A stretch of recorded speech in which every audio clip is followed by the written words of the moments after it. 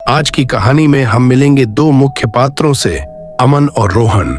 ये दोनों भाई हैं जो हमेशा एक दूसरे का साथ देते आए हैं, लेकिन आज की रात उनके जीवन में कुछ ऐसा होने वाला है जो उनकी दुनिया बदल देगा। ये कहानी एक पुरानी विरासत और उससे जुड़ी रहस्यमयी घटनाओं की है, जहां हर मोड़ पर सस्पेंस है और हर मिनट कुछ नया सामने आता है। रात का अंधेरा और पुराना घर। कहानी की शुरुआत होती है एक सर्द रात से, जहां चारों ओर सन्नाटा पसरा हुआ है। अमन और रोहन दोनों अपने दादाजी के पुराने सुनसान घर के सामने खड़े हैं। वह घर जो वर्षों से बंद पड़ा था और अब उनकी विरासत का हिस्सा है। अमन, जो बड़ा भाई है, हाथ में चाबी घुमाते हुए कहता है, तैयार हो रोहन, शायद आज हमें कुछ ऐसा मिलेगा जिसकी हमें उम्मीद भी नहीं थी। रोहन ने अपनी घड़ी पर नजर डालते हुए कहा, रात के ठीक 12 बजे हम इस घर में प्रवेश कर रहे हैं। ये संयोग तो नहीं हो सकता अमन। दरवाजा धीरे धीरे खुलता है और एक भारी धूल भरी गंध उनके नाक में घुस जाती है। अमन ने रोहन की ओर देखा और कहा, यहाँ कुछ तो है जो हमें बुला रहा है।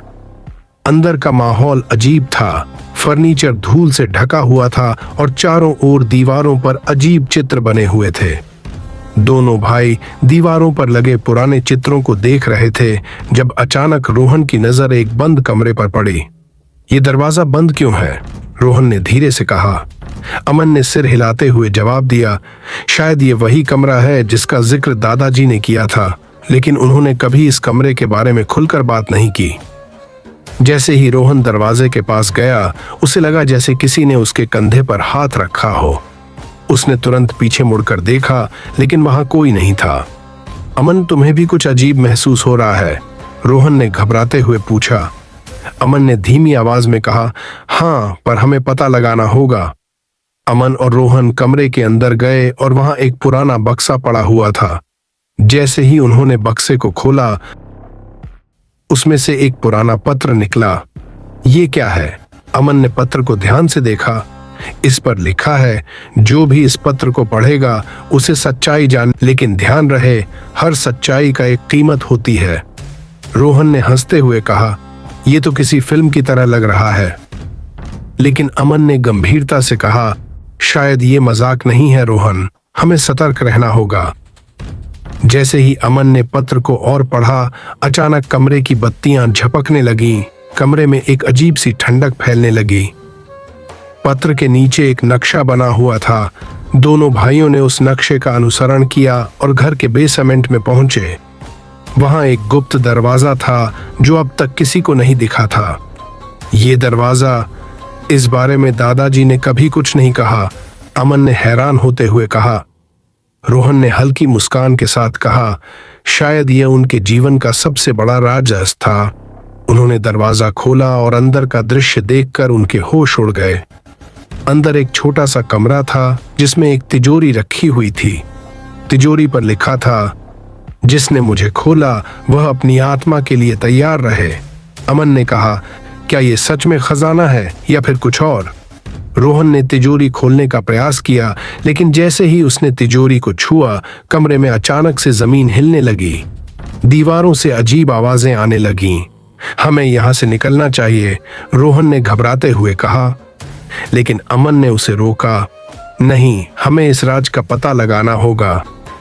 तिजोरी खुली और अंदर एक पुरानी किताब मिली। उस किताब के पहले पन्ने पर लिखा था, जो यह पढ़ रहा है उसे यह जानना चाहिए कि यह खजाना नहीं बल्कि एक चेतावनी है। हमारी विरासत में सिर्फ दौलत नहीं बल्कि एक पुराना श्राप भी शामिल है। अमन और रोहन दोनों हक्का बक्का रह गए। श्राप?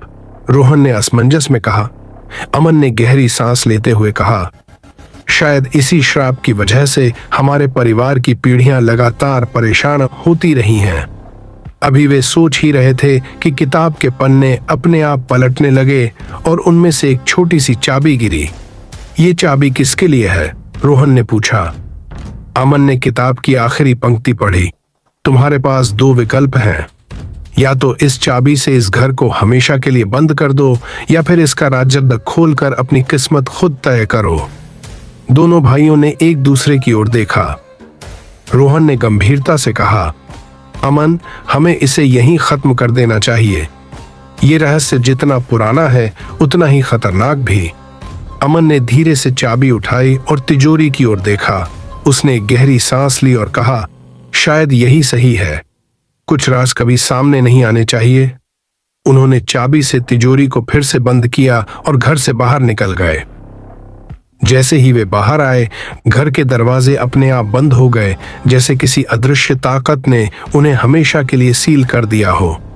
अमन और रोहन ने फैसला किया कि वे इस घर की सच्चाई कभी किसी से नहीं बताएंगे। वे जानते थे कि कुछ बातें सिर्फ अतीत में ही दबी रहनी चाहिए, और इस तरह एक पुरानी विरासत का रहस्य हमेशा के लिए छिपा रह गया।